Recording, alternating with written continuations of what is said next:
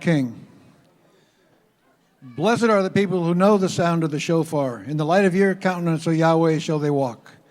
Baruch atah Adonai Eloheinu melech haolam, asher kitshanu b'mitzvoto v'tzivanu, lishmoa kol shofar.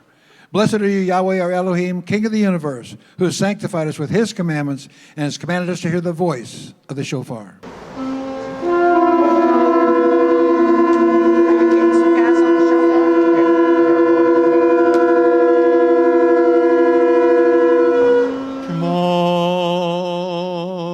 Israel, Adonai Eloheinu, Adonai Echad, Baruch Shem Kevod, Malkuto, Leolam Vaed. Hear, O Israel, Yahweh our El, Yahweh is one. Blessed be his name and his glorious kingdom forever. And Yahweh spake unto Moses, saying, Speak thou also unto the children of Israel, saying, Verily my Sabbaths you shall keep, for it is a sign between me and you throughout your generations, that ye may know that I am Yahweh that doth sanctify you. Wherefore the children of Israel shall keep the Sabbath, to observe the Sabbath throughout their generations for a perpetual covenant. It is a sign between me and the children of Israel forever.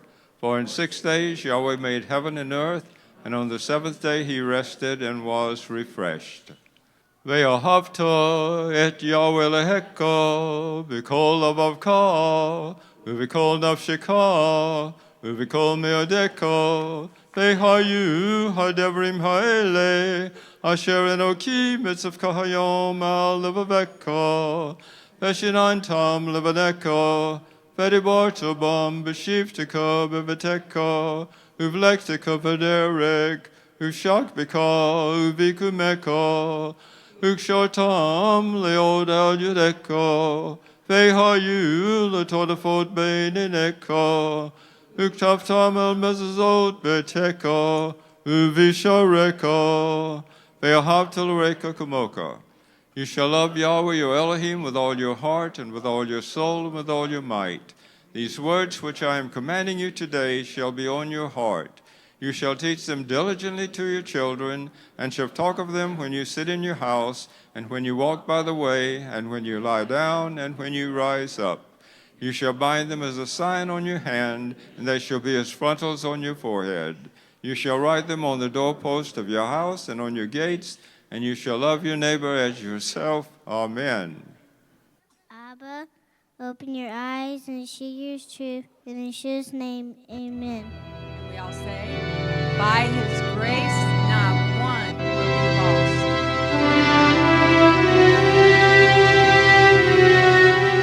May Yahweh protect and defend you.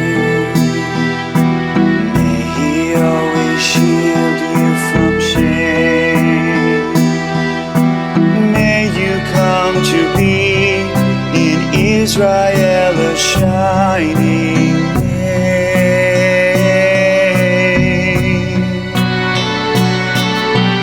May you be like Ruth and Ephraim. May you be deserving of praise. Strengthen them, O Yah, and keep them from the stranger's way.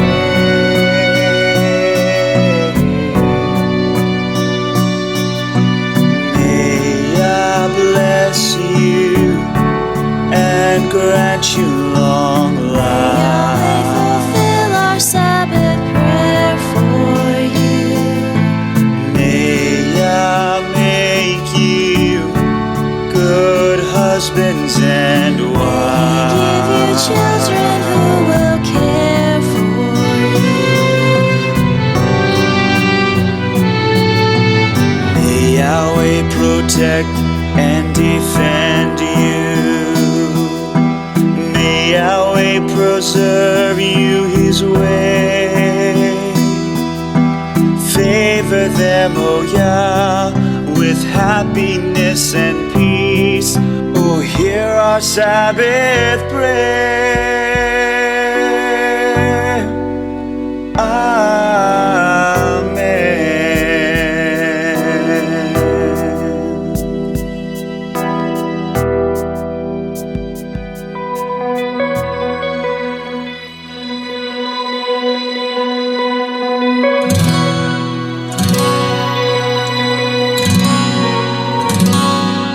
Father, I see that you are drawing a line in the sand, and I want to be standing on your side, holding your hand. So let your kingdom come, let it live in me. This is my prayer, and this is my plea. Father, I see that you are drawing a line in the sand, and I want to be standing on your side, holding your hand. So let your kingdom come, let it live in me. This is my prayer, and this is my plea. Let the worshipers arise, let the sons and the daughters sing. I'm surrendering my all. I surrender to the King.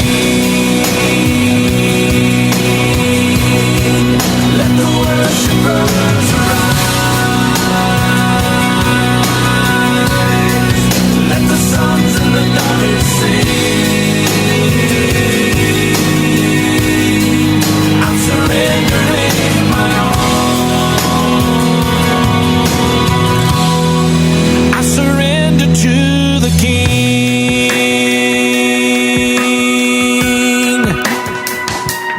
Father, I hear it growing louder, the song of your redeemed, as the saints of every nation are awakening to sing.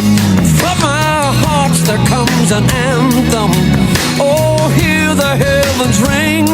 This is our song, a song to our King. Let the worshipers arise, let the sons and the daughters sing. I'm surrendering my all. I surrender to the King. Let the worshipers arise, let the sons and the daughters sing. I'm surrendering my all. I surrender to the King. Let the worshipers arise, let the sons and the daughters sing. I'm surrendering my all. I surrender to the King. All I have and all I am, Oh yeah, all I am, singing a song of praise. my sustain.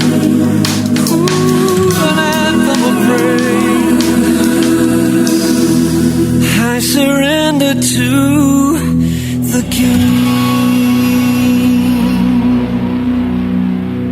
Altogether, you shall say before Yahweh your Elohim, I have removed the sacred portion from my house, and also have given it to the Levite and the alien, the orphan and the widow, according to all your commandments which you have commanded me. I have not transgressed or forgotten any of your commandments. Mourning, nor offered any of it to the dead. I have listened to the voice of Yahweh my Elohim. I have done according to all that you have commanded me. Look down from your holy habitation from heaven, and bless your people Israel, and the ground which you have given us, a land flowing with milk and honey, as you swore to our fathers. Amen. Baruch Adonai, humble rock. Baruch Adonai, humble rock, leolam vaed. Baruch Adonai, humble rock, leolam vaed. Baruch atah Adonai, Eloheinu melech haolam, asher baka b'nei mikol ha'amim, v'natan lanu et torato. Baruch atah Adonai, noten ha'torah. Amen. Blessed Yahweh, the Blessed One. Blessed is Yahweh, the Blessed One, for all eternity. Blessed are you, O Yahweh, our Elohim, King of the universe, who has chosen us from all peoples and given us his Torah. Blessed are you, O Yah, giver of the Torah. Amen. Amen. We made it to another Shabbat. Woohoo! Let's give the Father a hand on that one.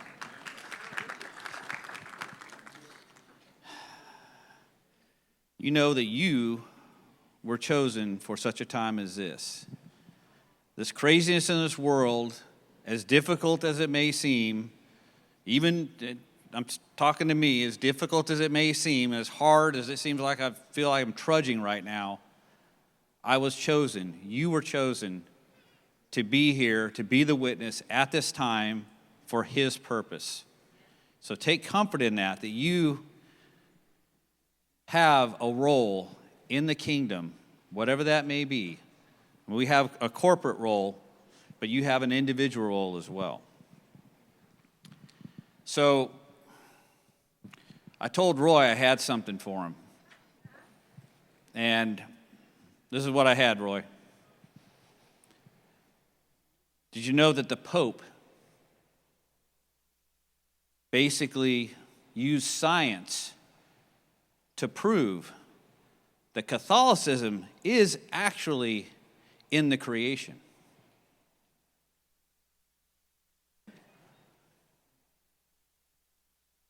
Because all atoms have mass.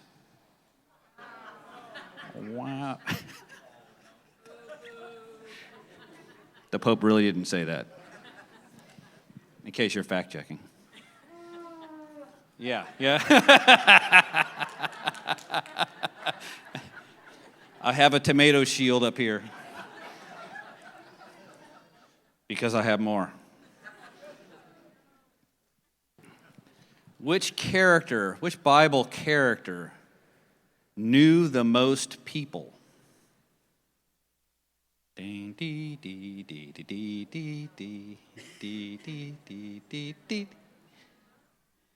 Abraham. He knew a lot. I'll duck back here again. A lot. All right. I got one more from some of my younger parishioners. What did the pirates call Noah's boat? The Ark. All right. I'm here through the end of the day. Everybody's like, yay! He's only here.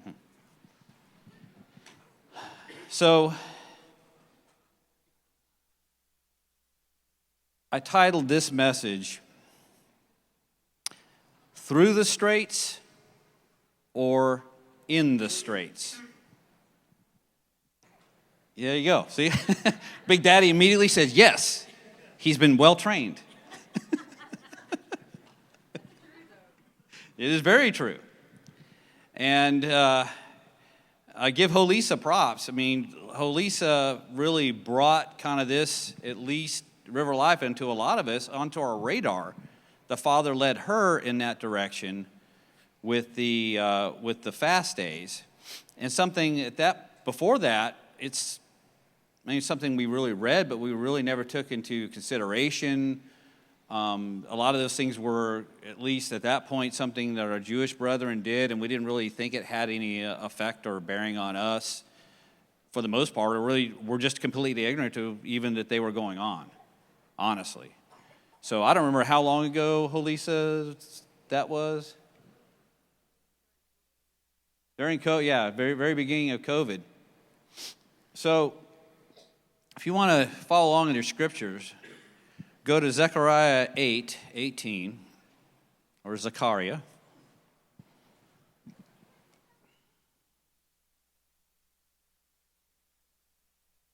(8:18). This is a good one to bookmark, because this is where it actually talks about those 4 fasts. And it says, "And the word of Yahweh of hosts came to me, saying, Thus says Yahweh of hosts, the fast of the 4th month, and the fast of the 5th month, and the fast of the 7th, and the fast of the 10th shall be to the house of Judah seasons of joy and gladness and cheerful feasts. Therefore, love truth." The word truth there is emet in Hebrew.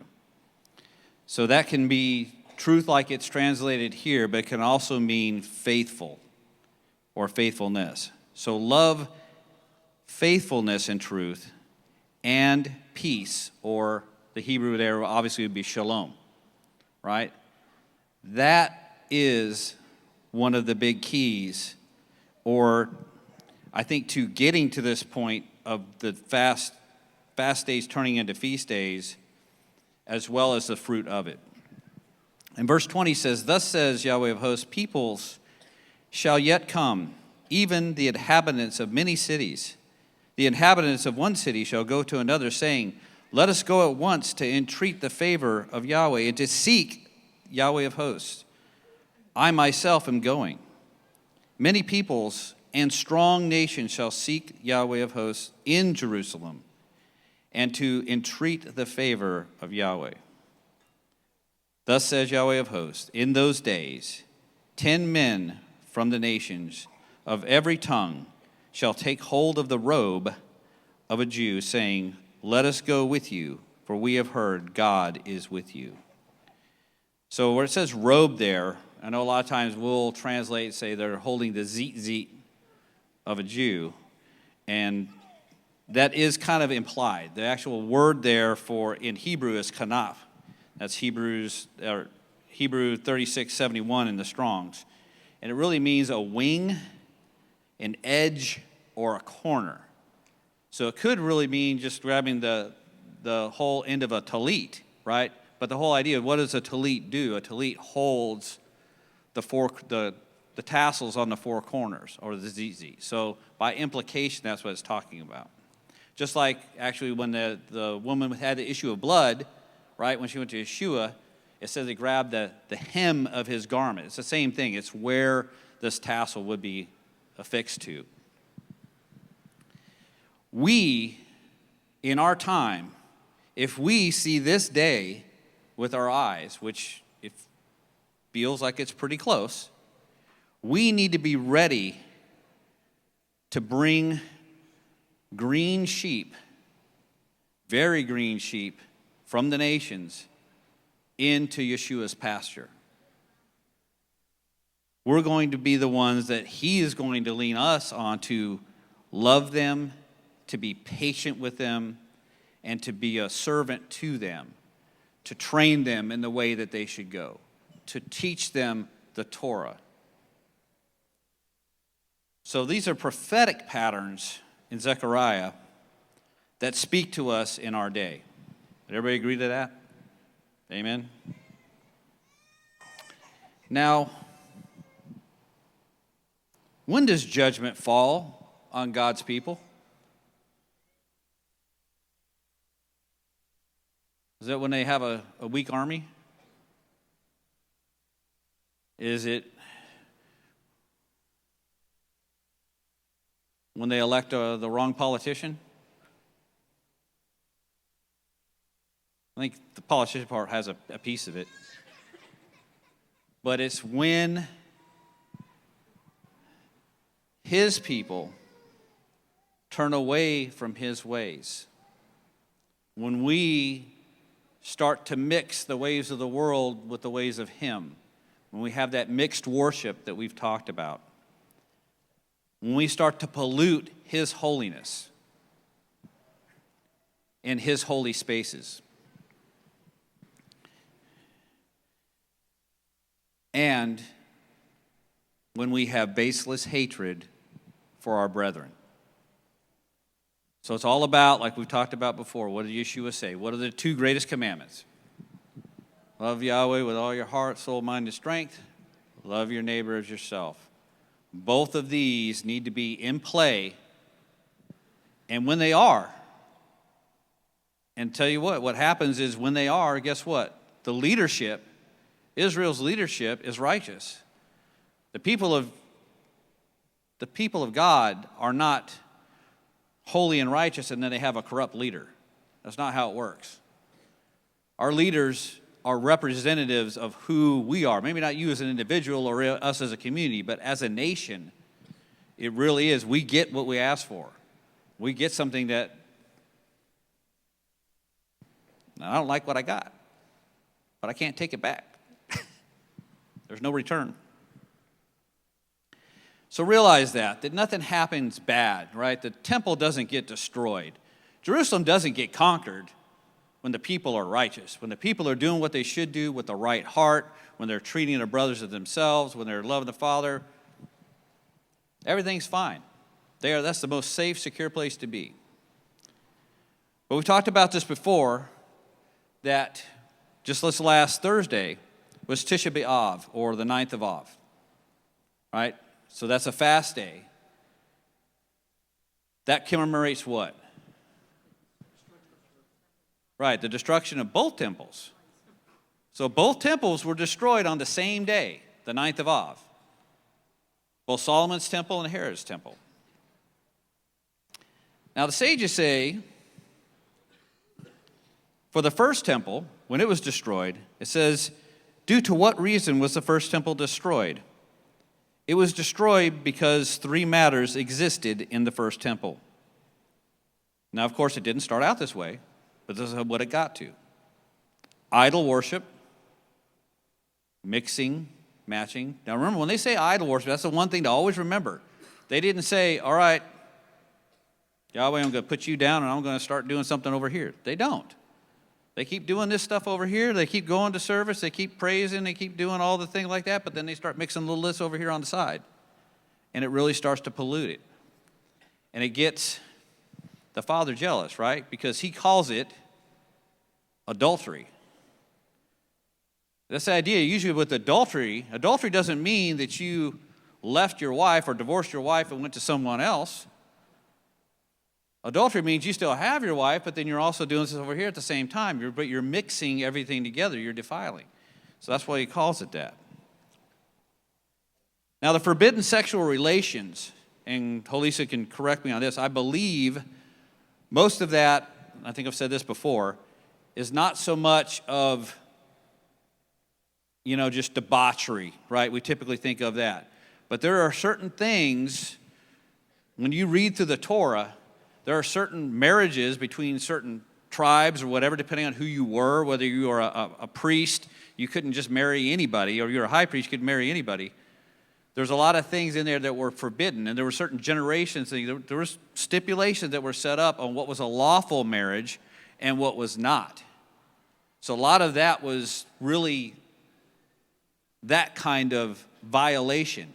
But it's still, what is it? It's not doing things the way our Heavenly Father designed and told us to do it. So sometimes it doesn't look, some sins don't look egregious or really bad in our eyes, right? Somebody eating a pork chop usually doesn't like, oh, you sinner. Unlike somebody that's on death row for murder, look like two different things, but they're both sin. But the whole idea is, it's not about how we see things. If we are His people, and we are called to be His people and to walk in His ways, we got to follow His rules. And of course, bloodshed. Bloodshed being what's always been. It's the innocent blood, right? It's Cain and Abel. It's the father saying, the ground cries out for your brother, right? Because if there's innocent blood that is shed, it pollutes especially the land. The land of Israel is a very special place, and it is very affected by things like that. Our nation, how much are we affected by innocent blood?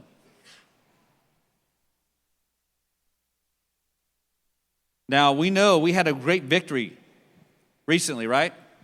What big victory do we have in the shedding of innocent blood?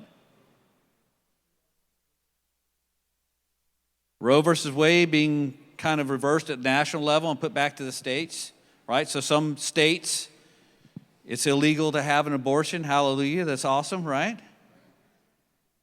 I think, and I'm going off the top of my head, but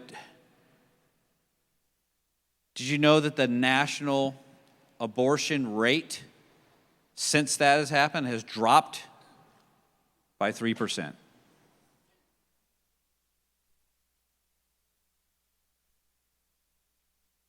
So we think we've got this giant victory, but the bloodshed is still happening. Why? Because the beast system needs that innocent. What is abominable to the Father is what the beast system feeds on.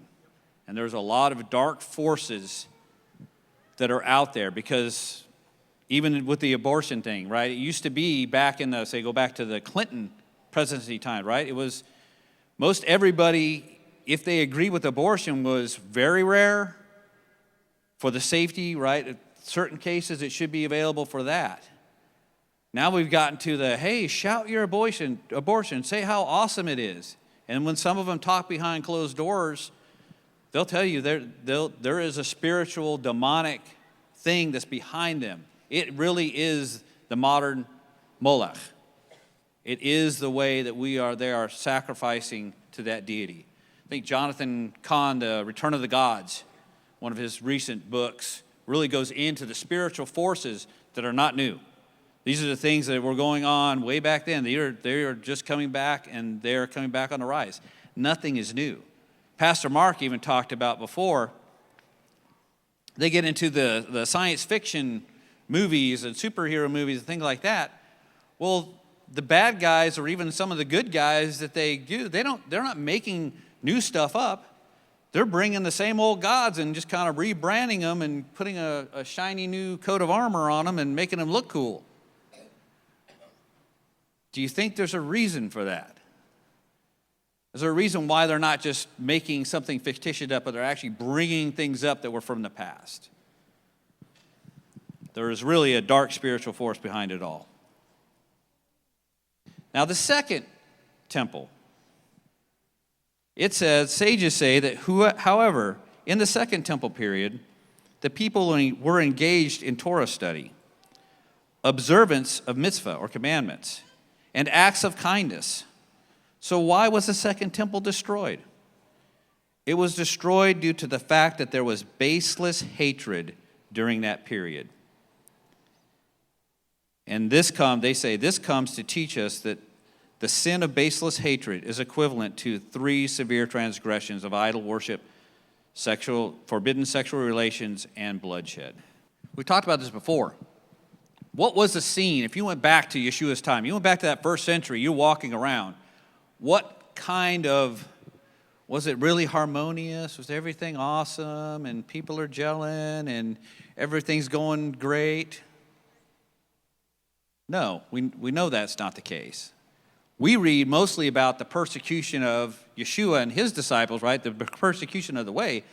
Well, there's a whole lot of other persecution between groups and sects, murders. How many were killed in the Shammai Hillel? There was a couple things where hundreds, well, I don't know if it was thousands, but it definitely was hundreds were murdered over disagreements between how you're walking the Torah. There was baseless hatred. Then you had the whole Roman thing on top of that, and the hate against the Romans and the Zealots, and it was a big, ugly mess. So the persecution of Yeshua and his followers were just, in that day, if you stood back as a historian, you would just see it as yet another stain that was going on that really reflected the baseless hatred. So my question,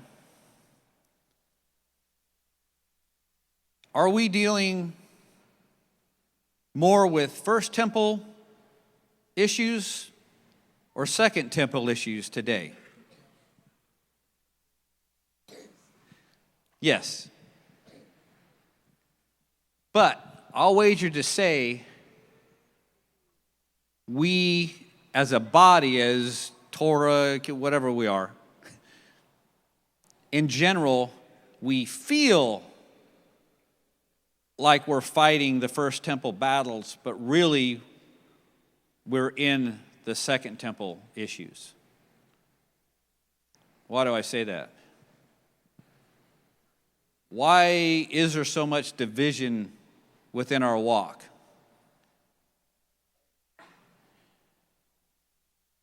We're all studying Torah. We're all trying to keep the commandments. Why is there so much division in our walk? It's because I'm right and you're not. Or if I'm right, that implies you're not. I know how to walk this. I know the right calendar. I know how to pronounce his name. I know this. I know that. We get so stuck in our convictions that we came to through whatever, a dream or just our own self-study. We're our own community in a way to where we become stuck with where we are and exclude a lot of others. And that's where I think for us, we really need to focus, and I don't mean River Life, I think we do a good job of trying to be really accepting. I'm talking about generally in our walk, is there needs to be more of what Emu Shalev, it's one of the head guys over at Aleph Beta, he mentioned something in a message I was listening to that says we need to aspire to have baseless love for our brethren. So instead of baseless hatred, let's have baseless love. If we can love one another like Yeshua commanded us to be, we can overlook a lot of these other things. Doesn't mean it's always smooth, but in general, if we could get past, if we could focus more on trying to have more unity, and Holy Spirit said this many times, there's 12 tribes, right? They didn't all necessarily get along or act exactly the same, but they were able to act together. They were able to act as Israel as a whole most of the time when they were doing the right things. So it doesn't mean we're all going to look the same. It doesn't mean we're all going to act the same, but we still should love each other and not have, it should be something very major that have us break from one another, because the Father is trying to unify. He's trying to gather like kind of like mind, like Elisa said. And we need to look for these things that jump up that keep that from happening, or that throw monkey wrenches, or it could just be a tear. It could be lots of different things that could do that. But we need to make sure that we don't have baseless hatred because of self-righteousness or whatever else may be. But we have that love of Yeshua for our brothers and our sisters. Amen? Like I said, when God's people are faithful and their leaders are righteous, if God's people are faithful, their leaders should be righteous. There is nothing that can stand against them. So if we go into these 4 fast days, right? We talked about, it says in Zechariah, right? The fast of the 4th, 5th, 7th, and 10th month. But chronologically, like we talked about before, how it happened would be the 10th, the 4th, the 5th, and the 7th. Because the 10th is what actually starts it all. It's actually the beginning. It's the siege of Jerusalem.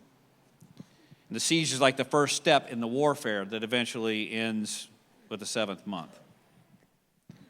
So the 10th of Tevet, which is the feast of the 10th month, or the fast of the 10th month, is Asara B'Tevet, And it commemorates the siege of Jerusalem as one of the things. And that would be King Nebuchadnezzar setting up the siege against the first temple. So if you go to 2 Chronicles, chapter 34, we'll be in verse 19. King Josiah began to refurbish the temple. He was one of the good kings. There was a whole lot of bad things, and a lot of basically judgments coming. This is at the very end. We're almost to the end, but King Josiah is the one who's raised up, and he's one of the good kings. He's really trying to do what's right in the eyes of the Father. 2 Chronicles 34, beginning in 19. So he's putting all this together. And it says that when the king, which is Josiah, they were refurbishing the temple. While they were refurbishing it, trying to bring everything back, put some new cedar in there and all that, they found the Torah.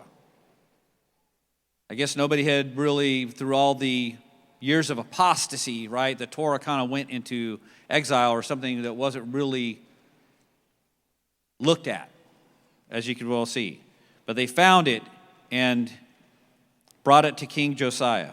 And it says, when the king heard the words, and they read it, it said, when the king heard the words of the law, or the Torah, he tore his clothes.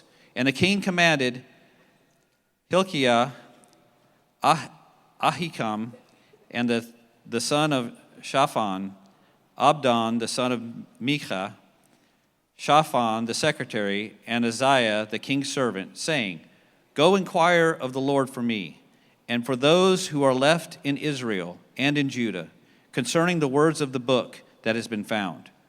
For great is the wrath of the Lord that is poured out on us, because our fathers have not kept the word of the Lord to do according to all that is written in this book. He was a very young king, but he was very wise. So it says in verse 22, so Hilkiah and those whom the king had sent went to Huldah, the prophetess, the wife of Shallum, the son of Tokhath, the son of Hasra, keeper of the wardrobe. Now she lived in Jerusalem in the second quarter, and spoke to her to that effect. And she said to them, thus says Yahweh, the Elohim of Israel, tell the man who sent you to me, thus says Yahweh, behold, I will bring disaster upon this place and upon its inhabitants, all the curses that are written in this book that was read before the king of Judah, because they have forsaken me and have made offerings to other gods, that they might provoke me to anger with all the works of their hands. Therefore, my wrath will be poured out on this place and will not be quenched. But to the king of Judah, who sent you to inquire of Yahweh,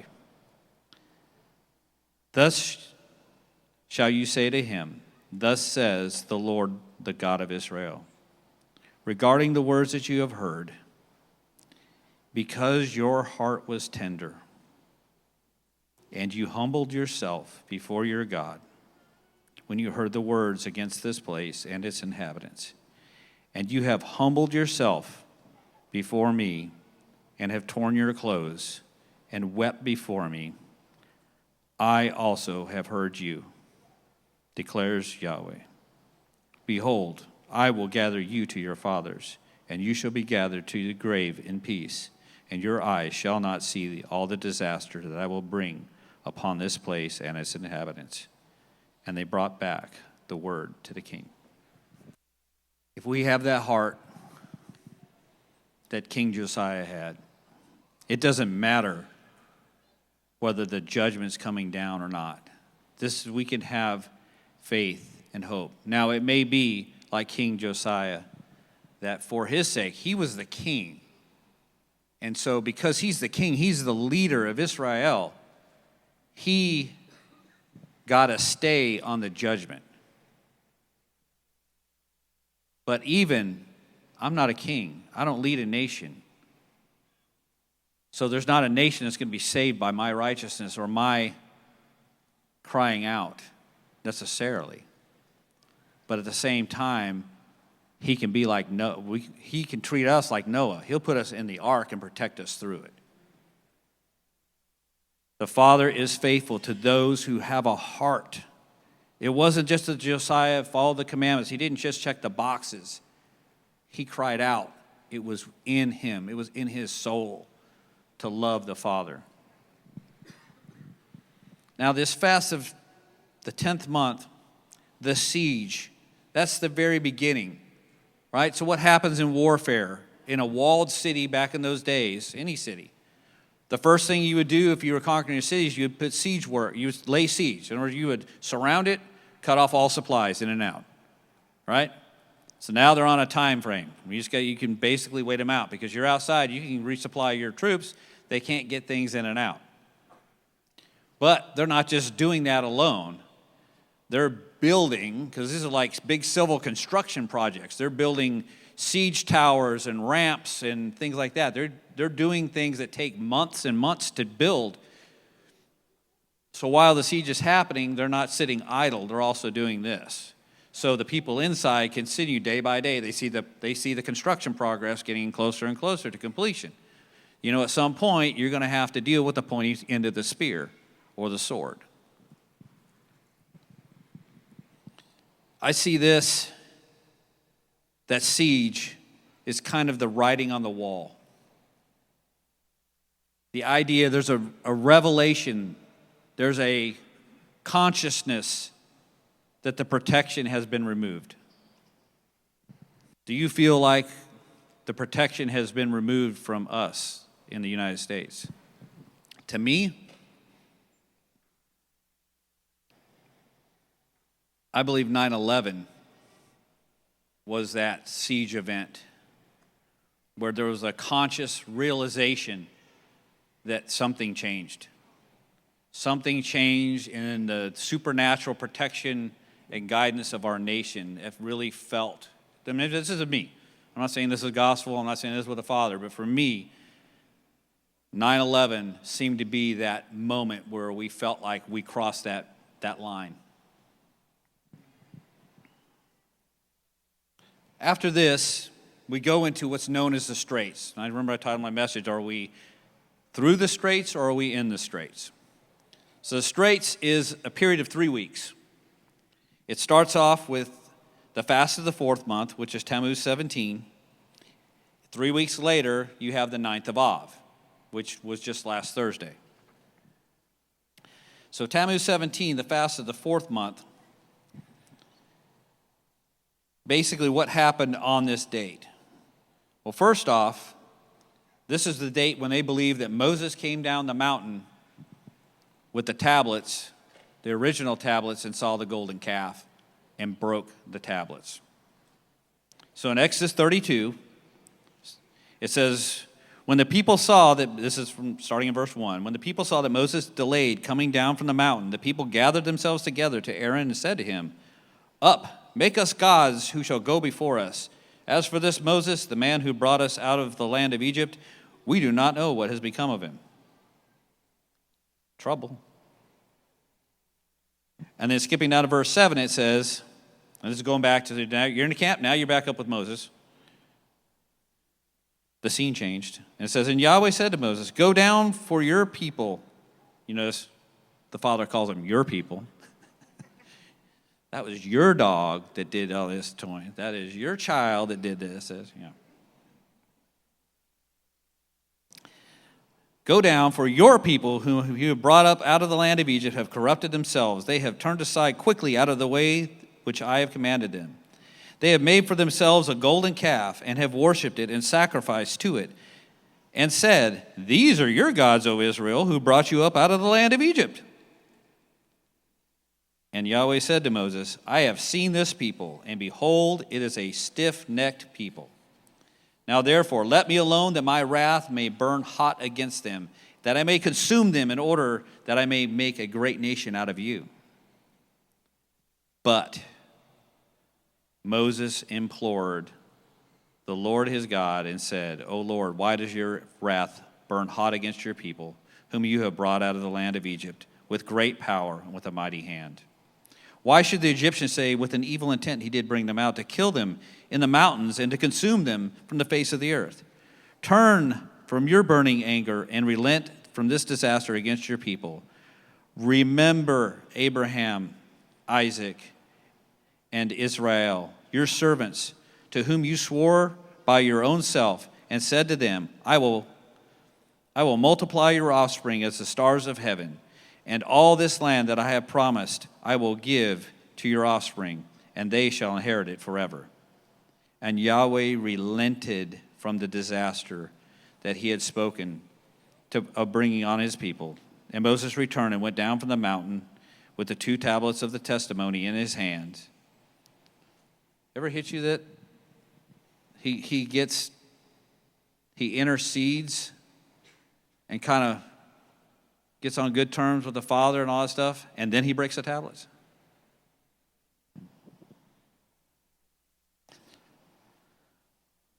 Moses turned and went down the mountain with the 2 tablets of the testimony in his hand, tablets that were written on both sides, on front and on the back, they were written. The tablets were the work of God, and the writing was the writing of God engraved on the tablets. When Joshua heard the noise of the people as they shouted, he said to Moses, There's a noise of war in the camp. But he said, it is not the sound of victory or the sound or the cry of defeat, but it's the sound of singing I hear. And as soon as he came near the camp, he saw the calf and the dancing. Moses' anger burned hot, and he threw the tablets out of his hands and broke them at the foot of the mountain. He took the calf which they had made and burned it with fire and ground it to powder and scattered it on the water and made the people of Israel drink. Do we have a Moses?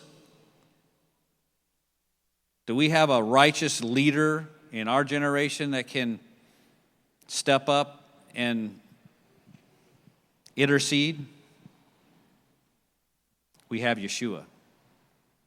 We have Yeshua that's interceding for us and is interceding for his people. But as a nation, we do not. Even though we are a nation founded as a replica or as a pattern of Israel in its original, we have lost any Moses or any righteous leadership, at least that's not visible this day. Other thing that happened on this fast day was the Tamid offering. Do you remember what the Tamid offering is? So this is the morning lamb, evening lamb. So every single day at the temple or the tabernacle, basically around 9 o'clock in the morning, that's why we do 9 o'clock prayer, 3 o'clock prayer, that lamb, that was an olah, a whole burnt offering, an elevation offering, was sacrificed, and the evening lamb.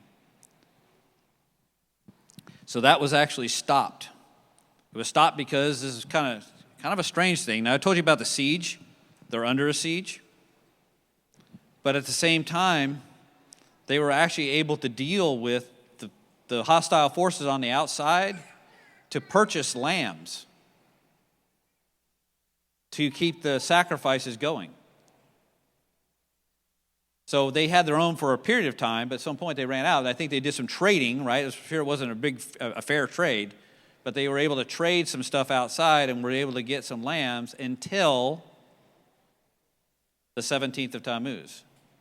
All of a sudden, I think they I think they paid him and they gave him a pig, or was it gave him a pig instead.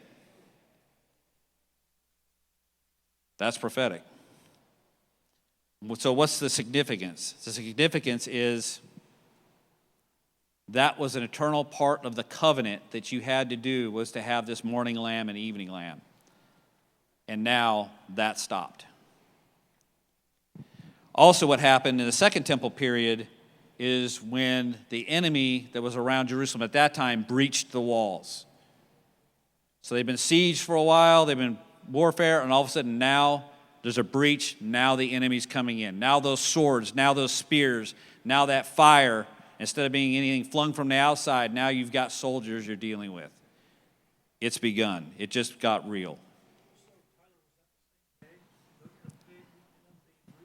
Yep. Well, the pig, so the pig is the first temple period, the breach is the second temple period. But yeah, but you think, but they all come on, pattern-wise, they line up together. The idea between all these events, the tablets being broken, the Tamid offering being stopped, and the breach is to show, because a breach means what? Just like we say, what happens if me and Keith are in a business deal, and I go out and I cheat Keith, something that's clearly written in our contract, right? I'm not supposed to do that, but I do it. What do we refer to that as? A breach of contract, right? There's a separation, there's a breach, there's been a compromise. So the contract that Yahweh had with Israel, the tablets were broken, the breach. The same thing, the eternal Tamid, that's what Tamid means, is kind of ongoing, eternal, forever. That's why we say to pray without ceasing. If we're praying at irregular prayer times, and everybody's doing it throughout the world, that is considered to be eternal and not ceasing. So the idea is that the covenant is broken at this point. Have we seen the covenant broken in our modern time? I think we have, and just things that come to my mind. Once again, this is just Tyler's opinion. We had a president, because remember, the president, like it or not, is the leader and is accountable in the heavenlies,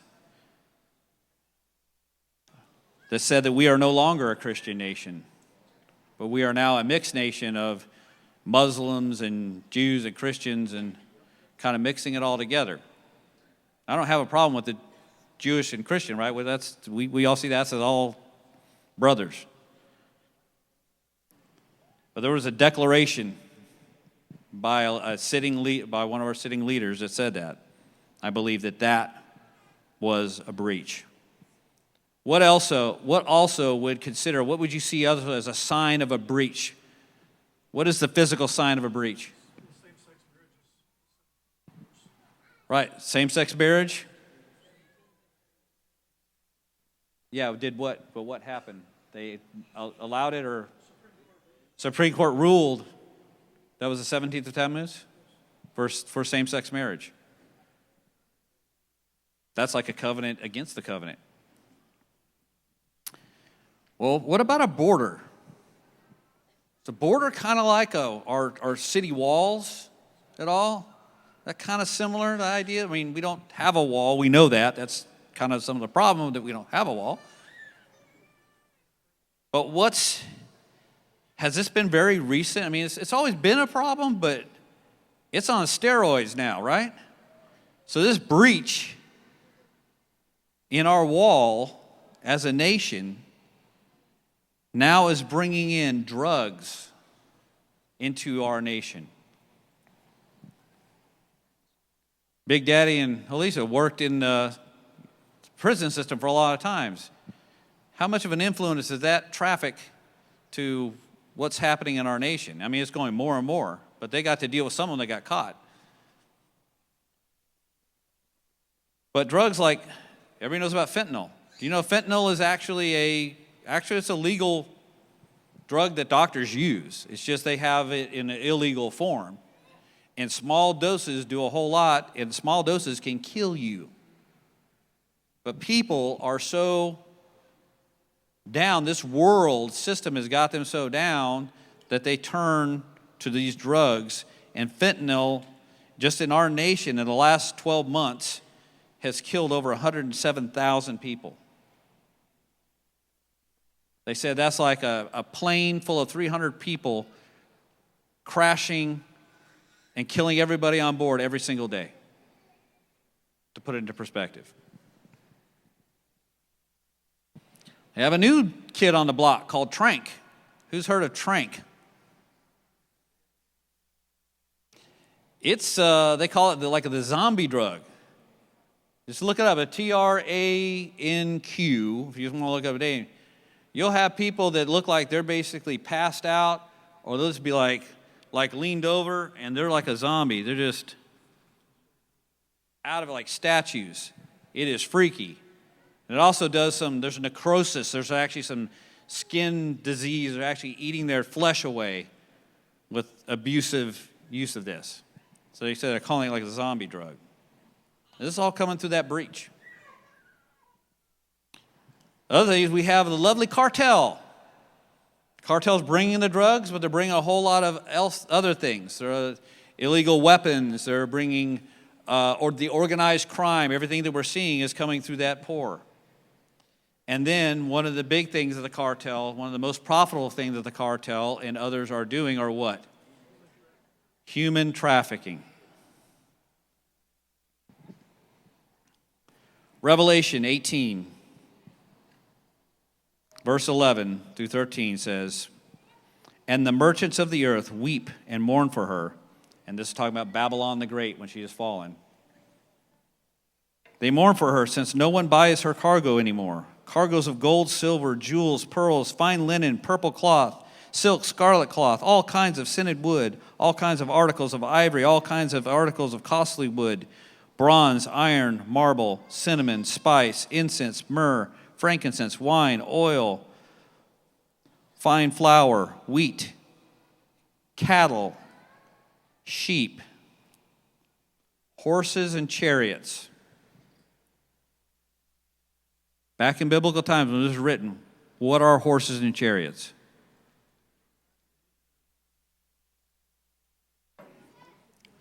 Those are Abrams tanks and F-16s, F-22s. That was warfare items. Do we see that happening not only through us, but we're bleeding out to, other places of the nation too? And finally it says, "and slaves, that is, human souls." So what is Babylon known for? Trafficking everything under the sun, the most abominable being the human souls. So, who's seen the Sound of Freedom? Powerful? So this is just I don't think he's got a full grasp of everything, but he's got a really good insight into what's going on. It's a very good movie. It's not an easy, happy-go-lucky movie, but it's highlighting this human trafficking portion. But one thing they talk about in the movie, they highlight with the human trafficking is, who is the number one consumer for all this trafficking? Us.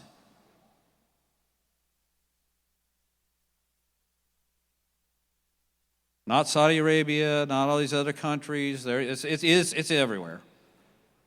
But we are the consumers. If there is no consumer, there is no product to be made because there's nobody buying.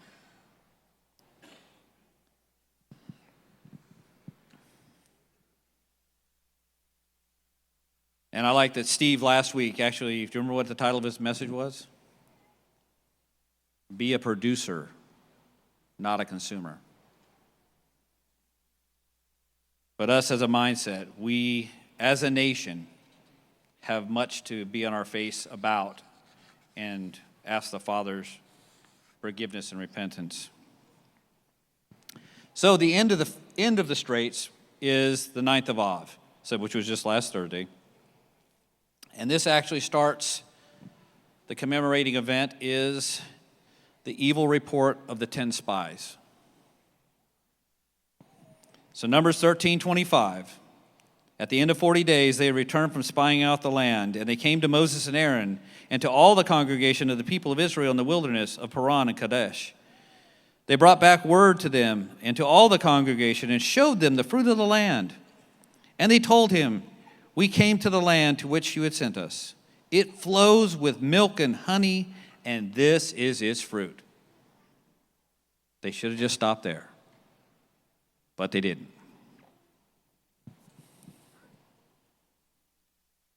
However, The people who dwell in the land are strong, and the cities are fortified and very large. And besides, we saw the descendants of Anak there. The Amalekites dwell in the land of the Negev. The Hittites, the Jebusites, the Amorites dwell in the hill country, and the Canaanites dwell by the sea along the Jordan. But Caleb quieted the people before Moses and said, "Let us go up at once and occupy it, for we are well able to overcome it." Caleb had the right vision. Caleb saw, cool, God is giving us fortified cities. God is giving us a really good land that we don't have to put a bunch of work into. We just get to inherit. That's the vision we need to have.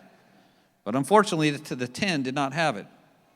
Because it says, "And then the men who had gone up with him," the 10, said, "We are not able to go up against the people, for they are stronger than we are." So they brought to the people of Israel a bad or an evil report of the land that they had spied out, saying, "The land through which we have gone to spy it is of great height. And there we saw the Nephilim, the sons of Anak, who come from the Nephilim. And we seemed to ourselves like grasshoppers, and so we seemed to them." If you have had a chance, Elisa's got a really good teaching recently about the view of the grasshoppers and seeing it in a different light. We shouldn't be seeing they are the grasshoppers. So Numbers 14:11, skip down a little bit. It says, "And Yahweh said to Moses, how long will these people despise me? And how long will they not believe in me, in spite of all the signs that I have done among them? I will strike them with pestilence and disinherit them, and I will make you a nation greater and mightier than they." What does Moses do? He intercedes. Where's our Moses? I think we don't have a Moses right now because we're not supposed to have a Moses right now. But they had a Moses.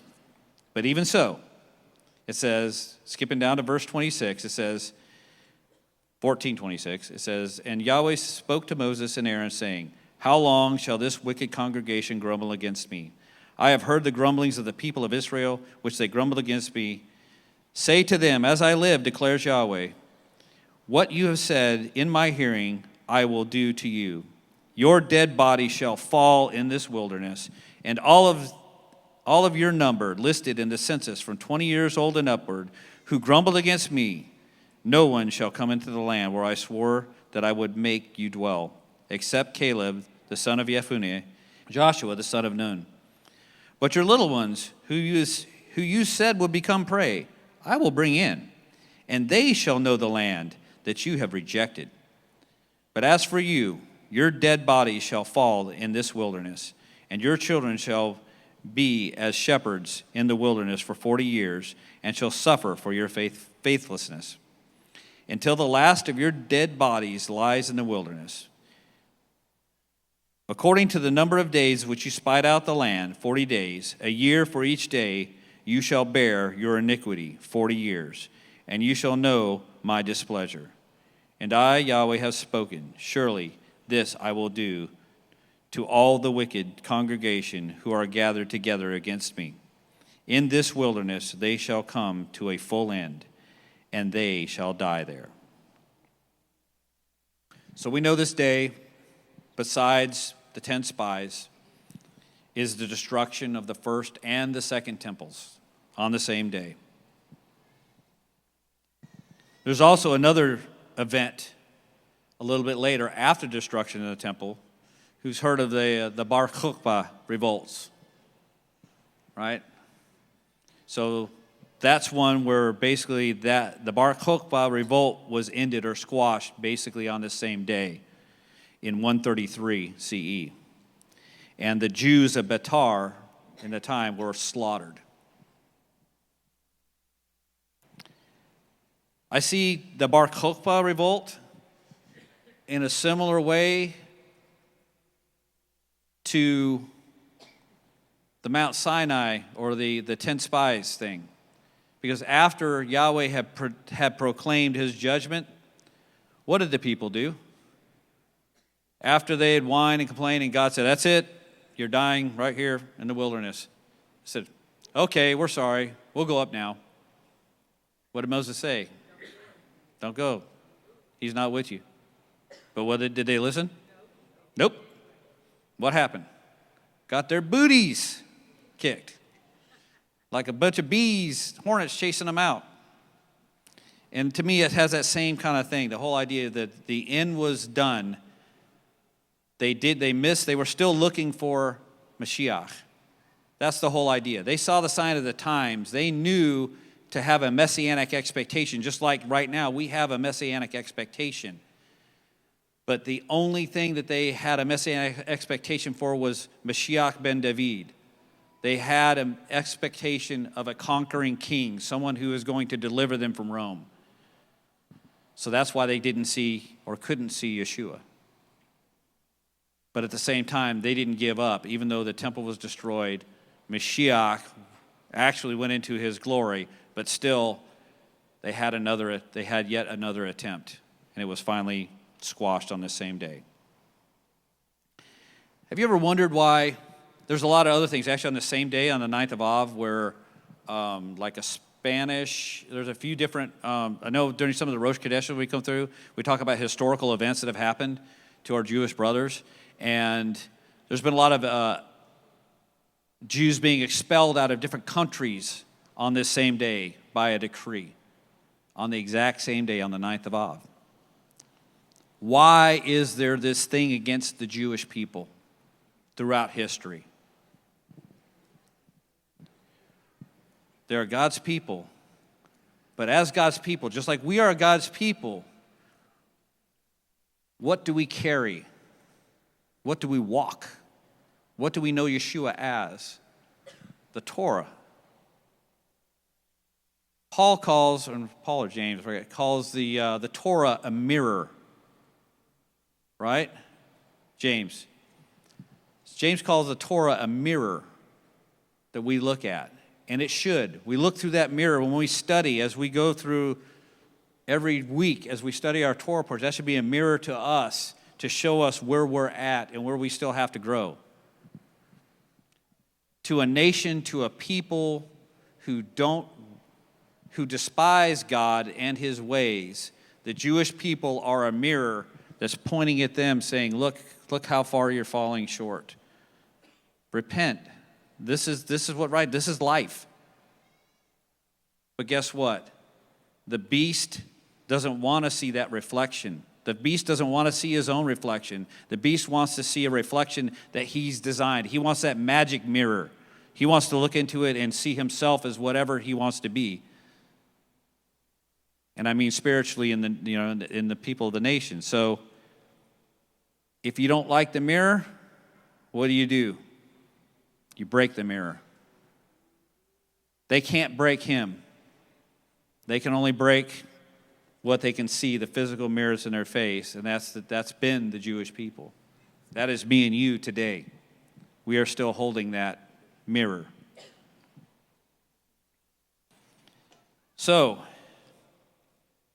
I personally don't believe that we've crossed this border yet. The 9th of Av piece, right? So the 10th, the siege, the 10th of Tevet, I think I said 9/11, I think we've kind of gone through there. When I said there's been a breach, I really feel like all the other things we mentioned with the border and the declaration of not being a Christian nation and different things, that we've kind of gone there, but we haven't reached here yet. Now I'll tell you that, this was actually last Thursday. So technically, this year we are through the Straits. That's why I titled the message, Are we through the Straits or are we in the Straits? So prophetically, I really believe we are in this period, and this is the next thing to come, is that destruction. And it speaks of that in Revelation 18, beginning of verse 1. It says, After this I saw another angel coming down from heaven, having a great authority, and the earth was made bright with his glory. And he called out with a mighty voice, Fallen, fallen is Babylon the Great. She has become a dwelling place for demons, a haunt for every unclean spirit, a haunt for every unclean bird, a haunt for every unclean and detestable beast. For all the nations have drunk the wine of the passion of her sexual immorality, and the kings of the earth have committed immorality with her, and the merchants of the earth have grown rich from the power of her luxurious living. How much of the earth is being enriched through our beast system? Then I heard another voice saying from heaven, "Come out of her, my people, lest you take part in her sins, lest you share in her plagues, for her sins are heaped up as high as heaven, and God has remembered her iniquities. Pay her back as she herself has paid back others, and repay her double for her deeds. Mix a double portion for her in the cup she has mixed. As she has glorified herself and lived in luxury, so give her like a measure of torment and mourning. Since in her heart she says, I sit as a queen, I am no widow, and mourning I shall never see." That's the arrogance of the beast. And that's the beast, one of the beast's big downfall. They can't ever see them being downfall because they think they're in charge. They think the system almost got it. We're almost there. We have a few more things to get in place, and they can have control. And he might for a short period. For this reason, her plagues will come in a single day, death and mourning and famine, and she will be burned up with fire. For a mighty is the Lord God who has judged her. And all the kings of the earth who committed sexual immorality and lived in luxury with her will weep and wail over her when they see the smoke of her burning. They will stand afar off in fear of her torment and say, "Alas, alas, you great city, you mighty city Babylon, for in a single hour your judgment has come."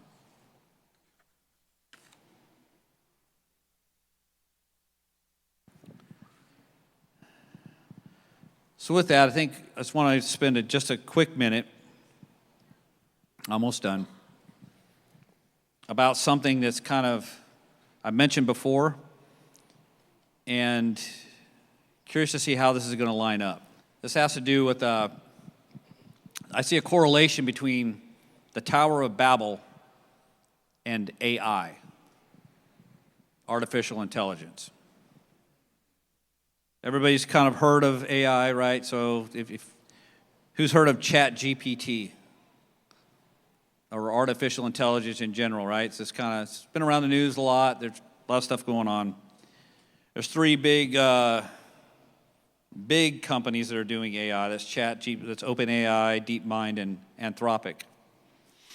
But ChatGPT is the one that's got all the thing. You can go sign up right now and get on ChatGPT. People are using this to create helping them for business. Some people are using it to cheat on exams. Some people are using it to help build some quick computer programs. It can do a lot of different things. But what is it? It's considered, I'll read the definition, it's a large language model-based chatbot. So chatbot just means you log onto any website, what happens? You get a little pop-up that says, "Hey, can I help you?" And you can do an audio and talk to it, or you can type in something and it'll go back and forth to you. Most of that used to be somebody in India or something like that was on the other end of the keyboard that they would have 24/7. Pretty much everything now, it's an AI computer that's answering you. And they're getting better and better and better, and they're sounding more like a human. And that's the whole idea. They're trying to make an easy interaction to where you can get the help you need to get, and it doesn't seem clunky or really weird. So it was launched in November of 22, and it says, notable for enabling users to refine and to steer conversation towards desired length, format, style, detail, and language used.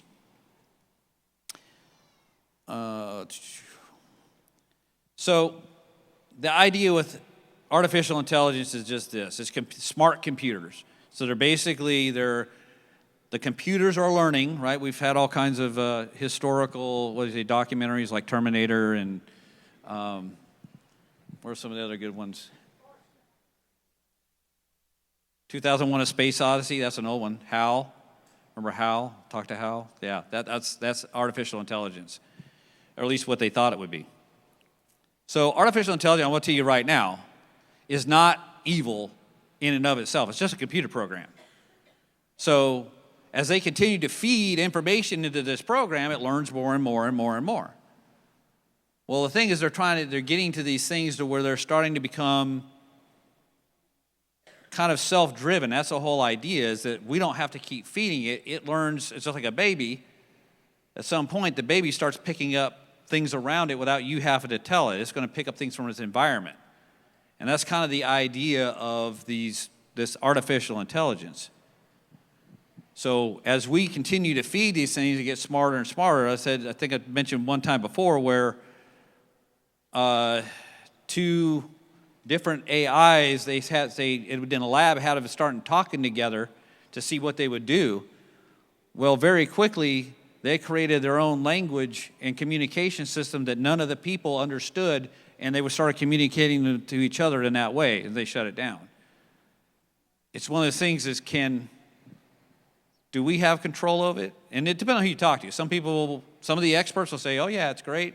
You'll have no problems. Others say, it's going to be Terminator, whatever's going to take over the world. And I don't see it's going to be quite that bad, because I think I see in a book somewhere about Yeshua, I think it's going to happen before then.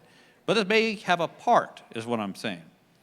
So the idea is, in the AI world, they talk about artificial general intelligence, AGI. And that's kind of that break point that they're getting to. It says and right now it is hypothetical. It's a hypothetical type of intelligent agent. If realized, an AGI could learn to accomplish any intellectual task that human beings or animals can perform. Alternatively, AGI has been defined as an autonomous system that surpasses human capabilities in the majority of economically valuable tasks. Creating AGI is the primary goal of some of the artificial intelligence research and of the companies of the three I just had mentioned earlier. So, it can learn things. It can crack the codes because it can process so much more, so much faster than our human brains can with the data. Our brains today, we're already on overload. Our system, our society is so information loaded. We have stuff in our face all the time. This phone's always constantly being bombarded. And a lot of times why we feel so weak or beat down is because we're getting bombarded all the time. Go back to our great-grandparents' time, that wasn't the case. You had time to think. You had time to sit. You had time to read. You had time to sit and talk and fellowship. If you sit and talk with somebody too long, it's like, I got to go. I got other stuff I got to do. That wasn't the case back then. You had time to build relationships and to keep that going. So this AI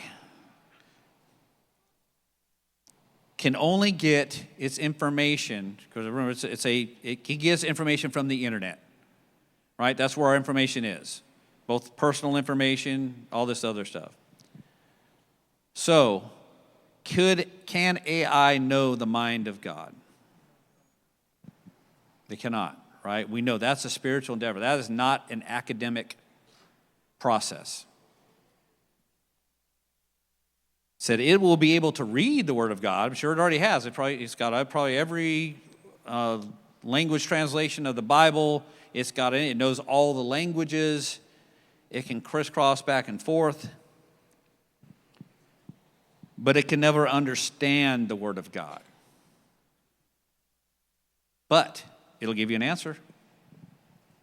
If you're spiritually seeking and you ask the AI, it'll give you an answer. And that answer will sound good. But will it be the mind of the Father? Will it be the heart of Yeshua?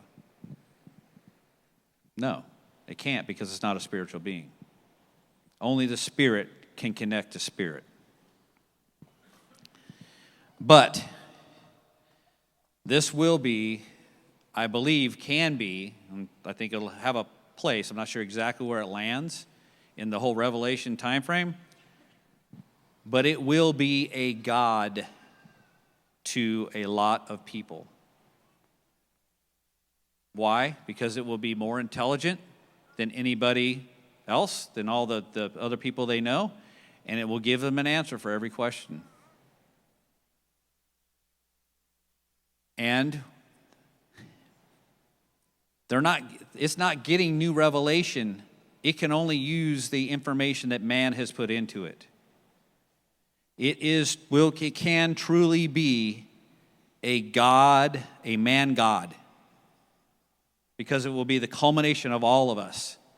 And some of this learning is that somebody read something, it's like, say you have all of us walking around, say I learned something new. As soon as I learn something new, everybody learns something new. That's how it kind of works. So as a little piece finds something, the whole collective, so you have this giant mind in a way, right, without a spirit. But people aren't looking for that. We read it or listened to a interview with Elon Musk, who's kind of cutting edge with some of this stuff too. And it was Elon and another guy that was deep early into the AI, to let you know where some of the minds are. This guy, Elon basically said, hey, I got a problem, because I think if this goes too far, this might not be good for humans.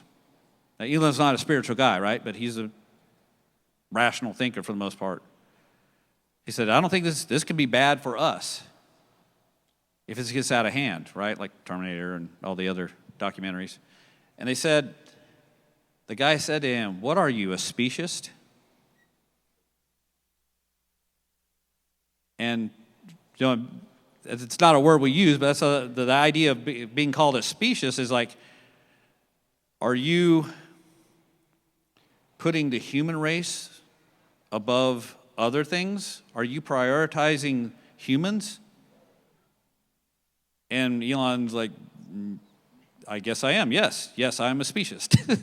I care about people. I want to save people, and people should be the number one thing. I mean, he's just thinking from a natural realm, but we know because we are created in the image of Elohim. So you have people out there that basically let the highest consciousness win, and they don't care if it's not us. Kind of like They care that it's not us, but they do care it's them. Yes. They have to be in the control seat. Yes. They don't want it to be us. They want it to be them. So they give that, like that statement, are you a speciesist? But that's really an elite thinking there. Because they don't think they're going to be in control. We can control this. Yes. That's the other fallacy. Good point, Lise. The fallacy that there is a thing that, yeah, I can wield this weapon. Maybe, maybe not. But I see that whole idea, this pursuit, and with the possibly coming out of that, right? So this is an idea, think of this. Let me go to here. Actually, Steve talked about this last week, Genesis 11, verse 1 through 9. It says, now the whole earth had one language and the same words. What's AI? It's a language-based model. It's a language-based system.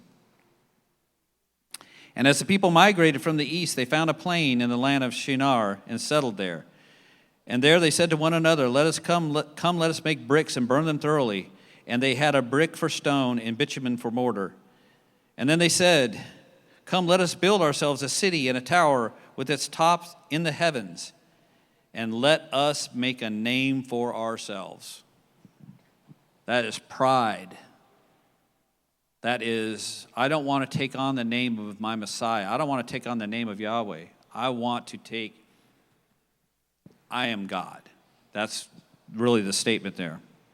Lest we be dispersed over the face of the whole earth.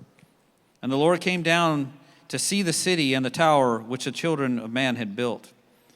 And the Lord said, behold, they are one people, and they have all one language. And this is only the beginning of what they will be able to do. The Father is talking about the power of being in echad for the wrong reason. But there is a power there, whether it be used for good or whether it's be used for evil. And of course, the Father came down. Let us come down there and confuse their language so that they will not be able to understand one another's speech. And the Lord dispersed them from there from all over the face of the earth, and they left off building the city. Therefore, the name was called Babel. What we've been talking about. We are Babylon, which is what comes from Babel. Because there the Lord confused the language of all the earth, and from there the Lord dispersed them over the face of the earth. So, if the people in the beginning were of one language, and they had the same speech, same words, and the Father confused that, and he scattered it to where they are now, what if this man God can take all those different words and make them one again? The idea, we could be wearing headsets and live, have people of different languages talking to each other, and it will translate as fast as you can listen. So there's no more barrier. Not saying that's going to happen, but that's the potential I see. I see that as potentially the Tower of Babel 2.0. So just interesting things that show the footsteps of Messiah are coming. So Revelation, but we know how it ends because Revelation 19:6-8 says, "Then I heard what seemed to be the voice of a great multitude, like the roar of many waters and like the sound of mighty pearls of thunder, crying out, 'Hallelujah! The Lord our God, the Almighty reigns. Let us rejoice and exult and give him the glory. For the marriage of the Lamb has come, and his bride has made herself ready, and it was granted her to clothe herself with fine linen, bright and pure. For the fine linen is the righteous deeds of the saints.'" And that's our role. I'm not going to stop AI. But I also don't want to let you know, it's just right. It's just a tool that could potentially turn into something bad as being. But don't think that, if I got something from ChatGPT, I'm dealing with the devil. You're not. It's just a tool at this point.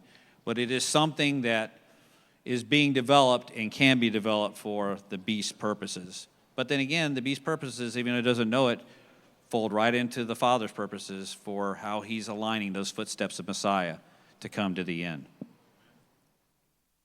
One last thing I just wanted to mention as I close. This is something Holisa mentioned, I don't know if it was this week or last week.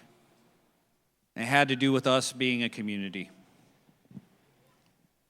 And it's something we know, but it was good to have reinforced. And that was on Shabbat, and when we join for the feast days, Ol Rosh Kadesh, are we coming to serve or to be served?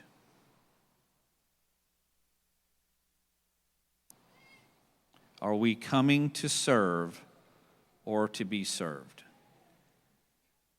That hit me. Now, I believe I have a servant's heart, and I like to serve. But what it helped me to realize is to be more conscious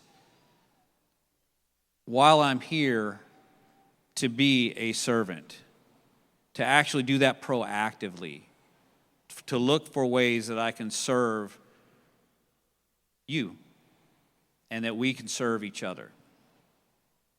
And the other part of this, and this is really big, not so much here, but in other places that may hear on the stream, is there's a lot of people who now, because of COVID, kind of push us there, will rather just stay at home and live stream everything and just kind of do everything through the computer because it's easier. I don't have to get up and get dressed or drive and do all this other stuff, right? The problem is Yeshua called us to be the servants. How can you serve others if you're sitting in your house by yourself or with just my four and no more? You can't. That's the point. We need to be together. Now, Mark said it plenty of times before. There are people that have reason they don't have that opportunity. We're not speaking about that. There are those that you're sick, you can't incapacitate, you can't. Miss Jan would be here every single week if she could, right? There's so many of that. And that is the case. And thank the Father for the technology we have to be able to stream, and that's what it's for. But if you're able and you have a community you can join with, that's what needs to happen. Because we need to be about the business of our Father, serving one another. So let's put on the heart of Yeshua, and let's find baseless love for one another. Shabbat Shalom. Everyone together? Sound the great shofar for our freedom. Raise the banner to gather our exiles and gather us together from the four corners of the earth. Praised are you, O Yahweh, who gathers in the dispersed of your people, Israel.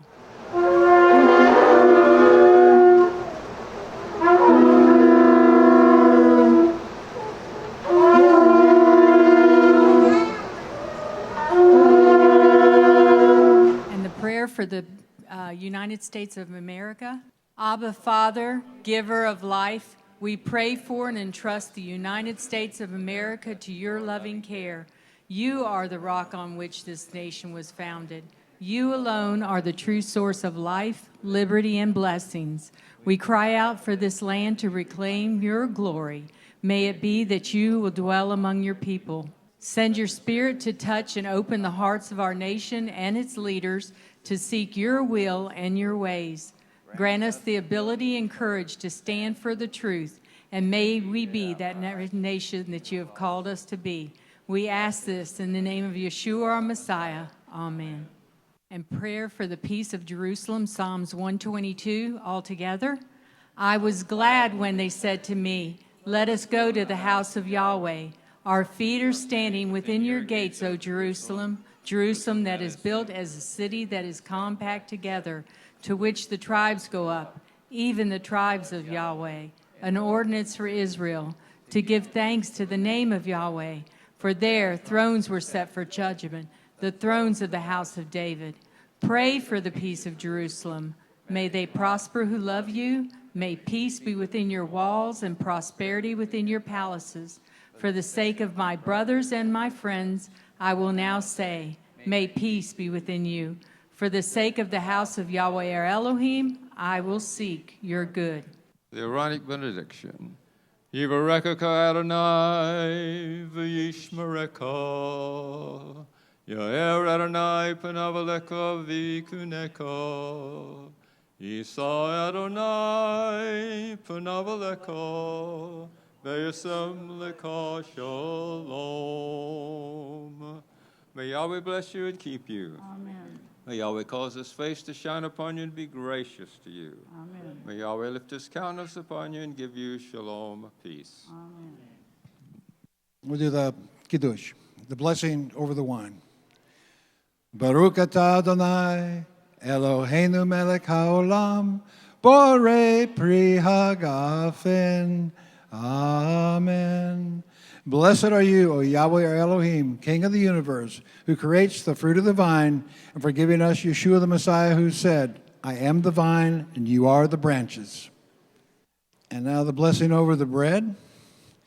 Baruch atah Adonai, Eloheinu melech haolam, hamotzi lechem min haaretz. Amen. Blessed are you, O Yahweh our Elohim, King of the universe, who brings forth bread from the earth, and for giving us Yeshua the Messiah, who said, I am the bread of life.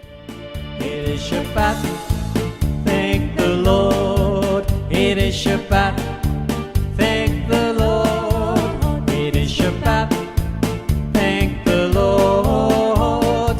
It is Shabbat, it is Shabbat, thank the Lord. It is Shabbat.